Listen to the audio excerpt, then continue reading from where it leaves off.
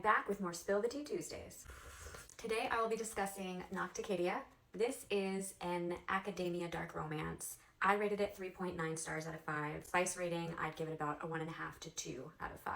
Some of the tropes present in this book are forbidden romance, professor-student relationship, forced proximity, age gap. Lilia is a teenager. She lives with her mom, her mom's boyfriend, and her younger sister. You learn very early on that her mom has this really mysterious illness that causes extremely erratic behavior, aggressiveness, and her mom does die. However, Lilia believes that her mom's death is caused by these mysterious parasitic worms. However, the coroner's report tells a completely different story, stating that her mother's death was deemed a suicide.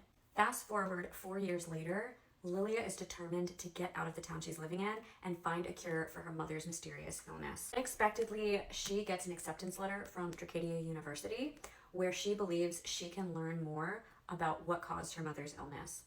At this university, she meets Professor Bramwell. Professor Bramwell, also known as Dr. Death, hold on. He's mysterious, closed off, has his own extremely traumatic past, very, very questionable behavior. Very soon after arriving to Dracadia, Lilia begins to realize that Professor Bramwell might be the key to discovering more about her mother's mysterious illness. Enter forbidden romance. I really enjoyed this book, even though it was drastically different from anything that I've read in the past. I did have to kind of get over the element of the parasitic worms and how they affect the human body.